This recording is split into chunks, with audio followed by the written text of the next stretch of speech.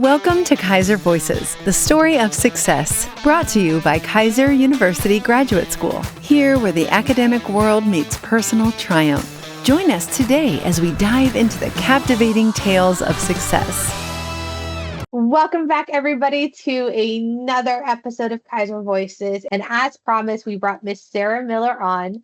She's the Director of Student Services for our Daytona campus. And as we mentioned in a previous podcast with our directors from Tampa and Orlando, Sarah is kind of picking up where we left off with them. We talked about just getting that resume together and applying, but how do we prepare for the interview? How do you, master this experience? How are you comfortable, for that next job opportunity? So I think, Sarah, I want to ask, because this is something I say all the time. Is anyone ever comfortable in an interview? Well, first, thank you so much for having me. I think it's natural to have those jitters and that feeling because you never know what an interviewer is going to ask you. And, it's that forbidden territory of you're like, are they going to ask me this? Are they going to ask me that? They could throw you a curveball. So I think it's natural to feel that way and it's okay to feel that way. So if you're kind of prepping for that situation, don't feel like something's wrong with you. It's totally natural. We all go through it. So then what's the best way to prepare for the interview? So what's the best way to prepare for the interview, like ahead of time before we walk into, that interview situation or connect virtually? How do we prepare for that? I think definitely revisit the job description because it might have been a while since you've applied for that position. So you need to revisit and see, okay, do I know what the company's missions are? What are their values? What are they looking for in a candidate? Do I have the qualifications? So kind of just doing that research to make sure that you understand when you go in the interview what they're looking for and what you need to highlight as you're answering questions. So I have two questions for you. And one of it I'm going to hold on to because I want to ask this other question first. When we talk to candidates, and in our cases, we're usually speaking to students and even sometimes community members because we're trying to help out the communities that we serve as well. How do we start off on the right foot? Like, how do we make that strong impression from the start? I think it's a lot of soft skills.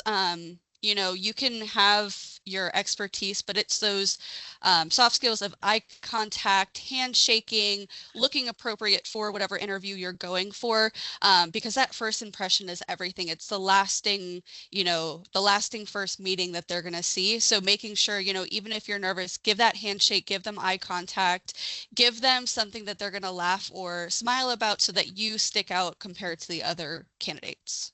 And I'm so glad you mentioned dress right, because that was actually the other question I wanted to ask you. What do you mean by that? Because I think some generations are very lost with that, and then some generations are very set in their ways. So what's appropriate dress? Let's define that. So I think it's dependent on the position that you're going for. Obviously, if it's a manager or director kind of position, you want to wear a suit. You're going to be in charge of a team. You want to look professional. If it's more of an entry-level position, just a nice blouse and nice pants are appropriate. But again, it always depends on what sort of position it is. Obviously, you don't want to go in with too much perfume. You don't want to go in ripped jeans. Something, that I always tell people, kind of like what you would go to church in, cover up, make sure you look nice. You want to impress them. Even if you overdress, it could be, a good thing, especially if you have those goals in mind of, being promoted and going through the system. But just think about what the position is and where your goals are. Thank you for saying that. One of the things we often hear from the employers that are hiring is this craziness of how people come in dressed unprepared for these interviews. In some places, you'll get turned away. Like if you show up in jeans, if you're in flip-flops, yes, you're getting turned away. Wet hair is another issue I've heard a lot about, like showing up because you just walked out of the shower. Yeah, and obviously like natural hair colors. If you have tattoos, I always just err on the side of caution of just try and cover them up as much as possible. The times are changing now, whereas things are becoming more acceptable, but until you know what the company wants and values, you need to kind of just err on that side of caution. And honestly, it's not super expensive to go and, find clothes that you can wear to an interview. I have students all the time that go to Goodwill, and you could find a good blazer, a good blouse, shoes. So just having that one outfit that you wear for interviews, that's all it takes. You don't need to go spend hundreds of dollars on clothes.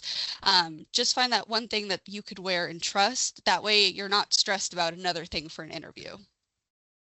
And then a lot of our campuses too, and I can't remember if your campus is one of them or not, and I apologize, but a lot of the Keiser campuses too have what's called Keiser closets or pantries, and they do keep professional attire in them. So if you need a tie, maybe you do need a suit coat or proper slacks, you can pop by any one of the campuses if you're a Keiser student, and they're going to help you out. Yeah, and I think that's a good resource, or even knowing different organizations in the community that offer that to people that are trying to look for a job. So our campus definitely has that as well. And it's just another resource that we have that's so helpful, again, to alleviate that nervousness from a student or potential job searcher. So when we actually sit down for the interview, we've made our, hopefully a great first impression with the handshake and being dressed properly. What are common interview mistakes that you've heard about, and how can we avoid them? A few things. I am a very visual person, so I tell candidates all the time, I'm like, look online, see what kind of questions they might ask for the interview. That way, when you go in and you're nervous, you've practiced.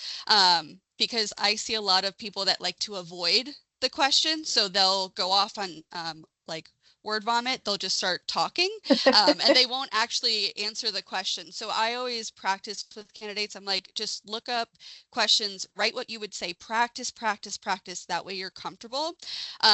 So that is a major thing. Another one would be not being professional. So sometimes we want to share information that might not make us look the best. And again, it's with that nervousness. So whenever you're in an interview, just keep it professional. Don't go off on tangents, focus. And that's where that prep comes in. You have to prepare for an interview so that you don't make those mistakes.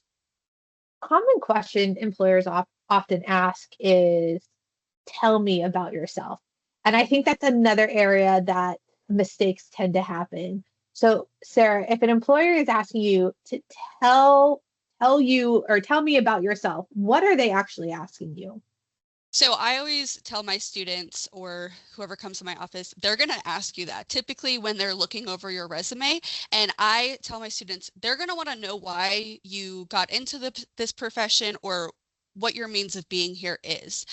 So I always tell them, come up with your elevator speech of why you want to be in this profession. Why do you want to be a nurse? What inspired you to be a nurse? And again, that little introduction can be the thing that sets you apart. I always err the side of caution of talking too much about your personal life in that first instance. So not telling them, yeah, I'm married, I have 5 kids, this or this or this. Just keep it to the why you're there. It's a very safe way to make it memorable, but also not make a mistake. And I think sometimes the questions can get tricky, but a lot of times, like, this is how an employer is trying to figure out your personality, in addition to your skill set, because they want to make sure that you're going to mesh with the rest of the team. Like, is there a way that you can prepare, whether they're having a mock interview with somebody, they're using, AI to generate possible questions.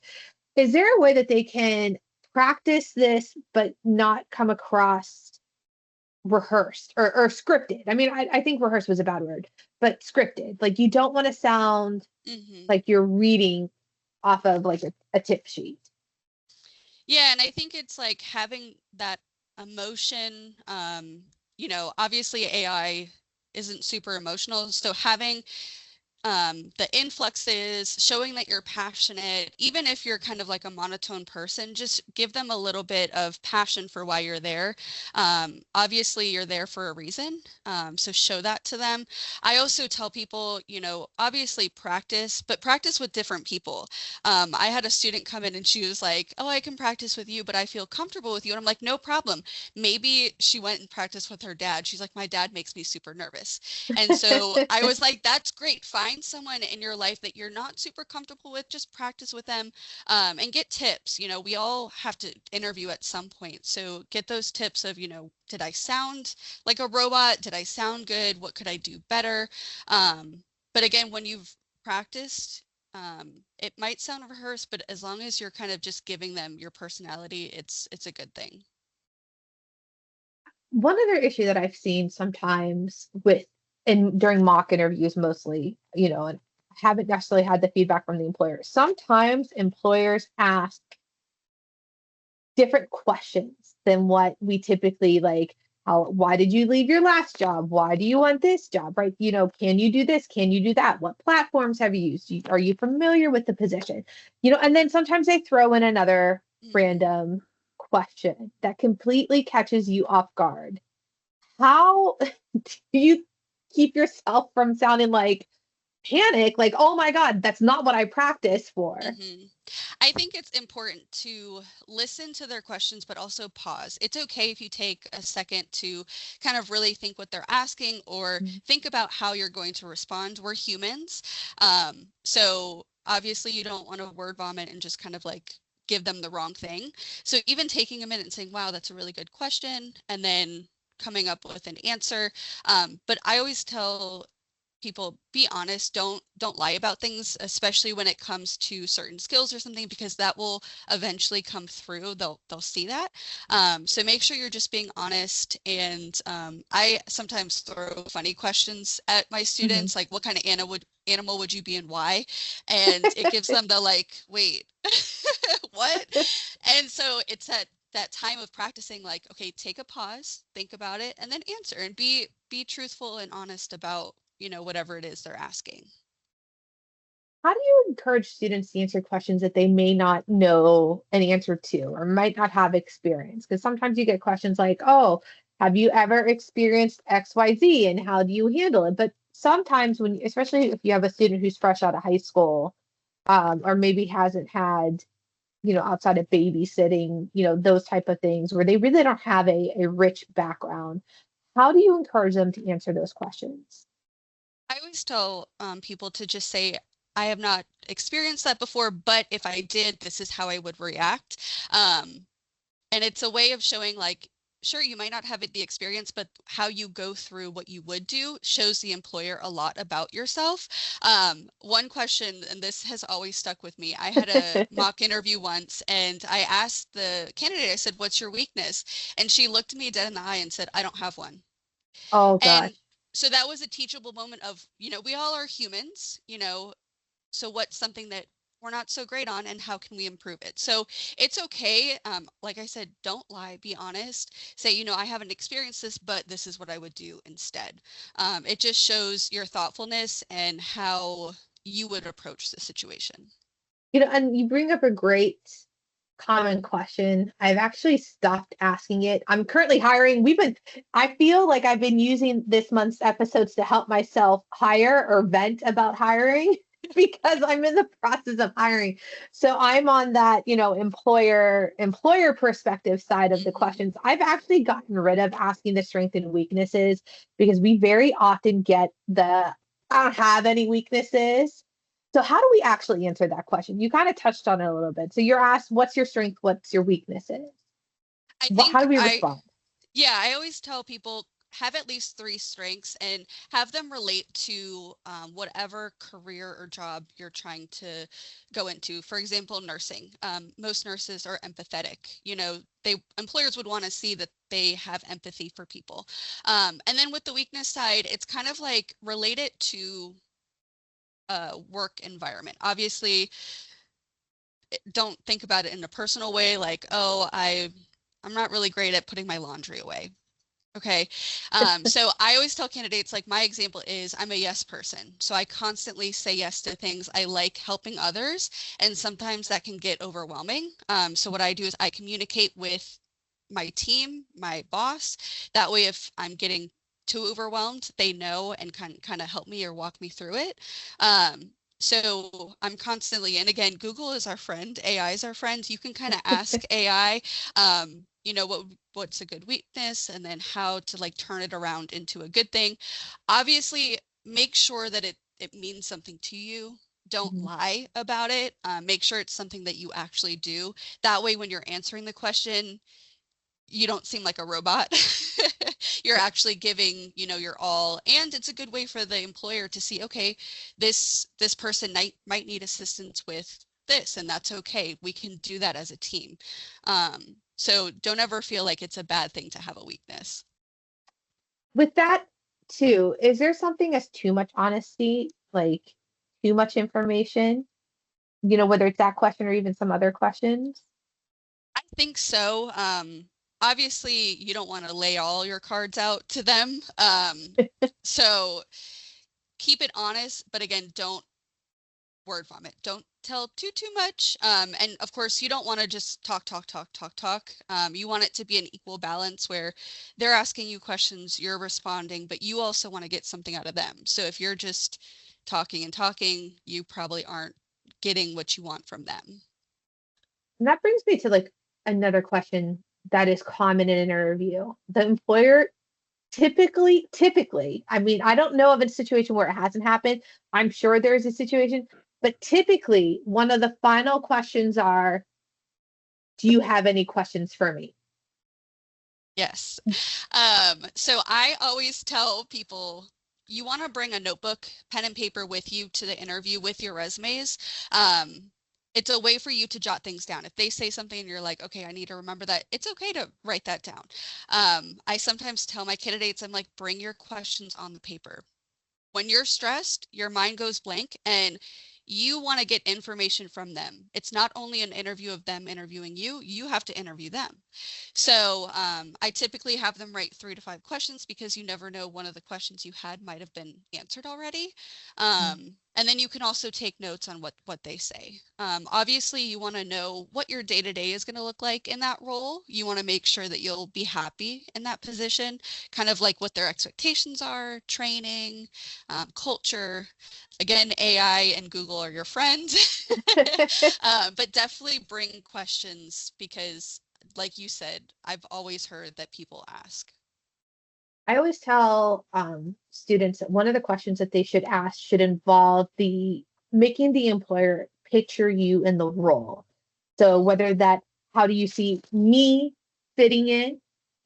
How can I help the department based on what my background that you've seen on my resume? So I always encourage students to ensure that one of those questions is getting that employer to picture you in the role to help you just kind of stick in their head.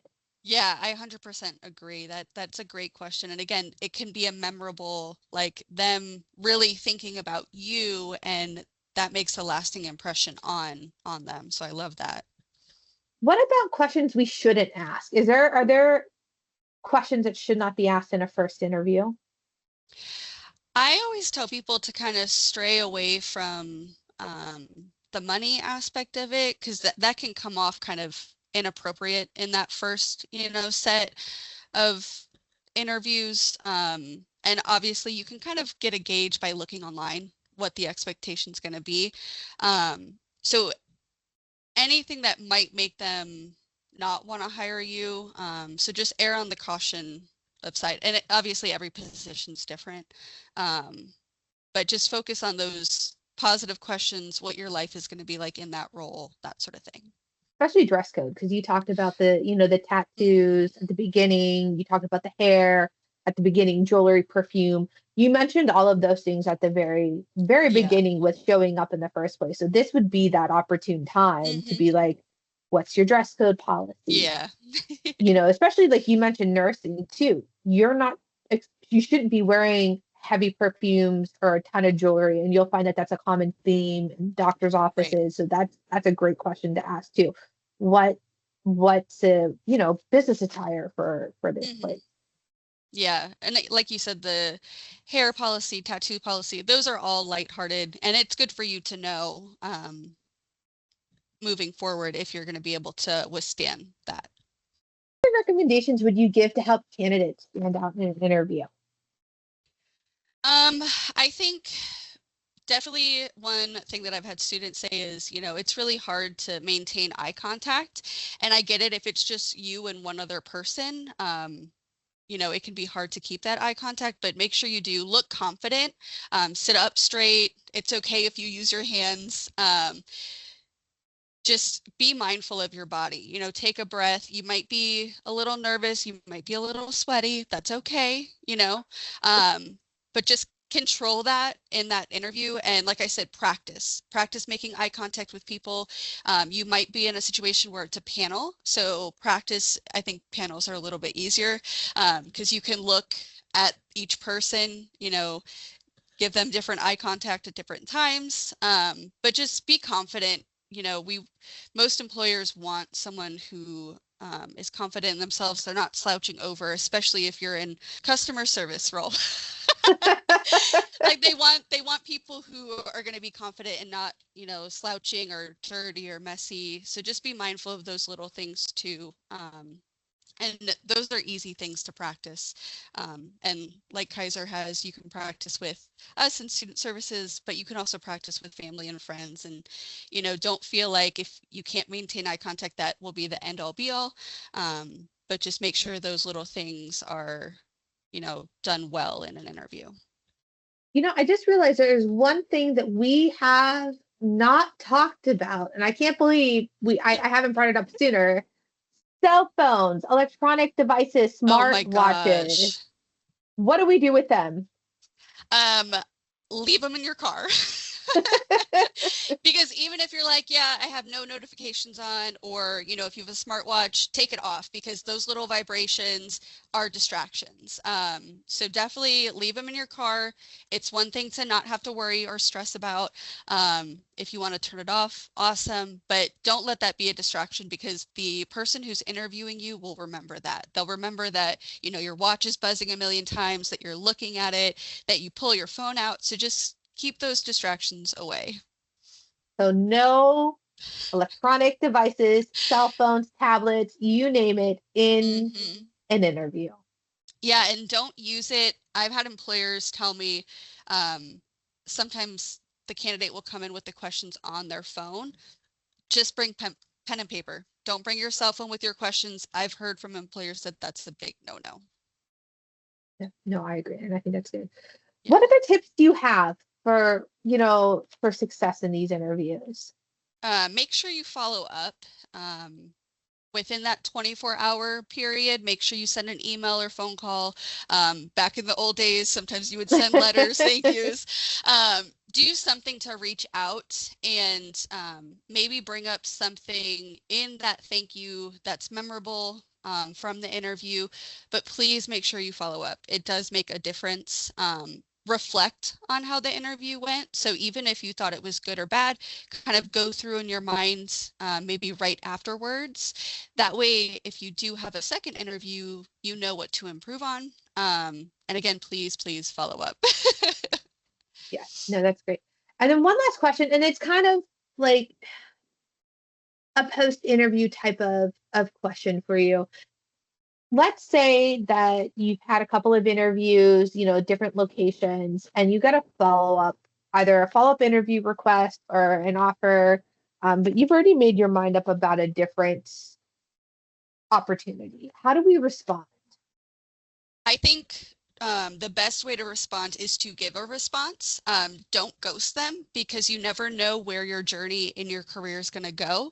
And that person that interviewed you could be the person if you decide to go to them eventually, and they'll remember that. So definitely if someone says they want to offer you a position or a second interview, follow up with thank you. I appreciate you reaching out, but I've, XYZ gone along and accepted another position. So don't ghost them. I think a lot of people like to ghost nowadays.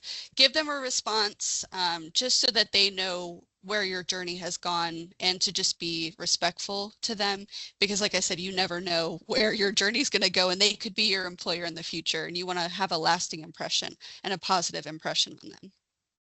Amazing. Thank you so much. I think interviewing is one of those things that we can work towards, we can practice. Are you going to be 100% comfortable?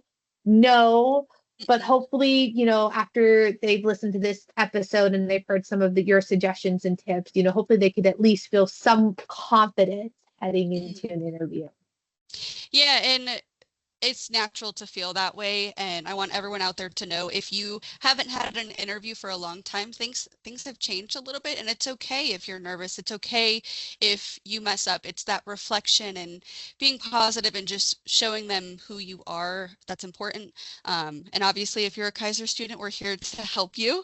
That's, our mission is to make sure that you get into the career force and have that career that you want. So don't be nervous. It's okay. We're all human, and you guys will do great in any interview you have. Thank you, Sarah. Thank you for letting me interview you today. Thank you. I appreciate it. And if you guys have enjoyed this episode, be sure to like, share, subscribe, and follow, and we will catch you on the next one. Happy New Year, everyone. Thank you for journeying with us today on Keiser Voices, the story of success. As we close this chapter, remember, every story has its next page.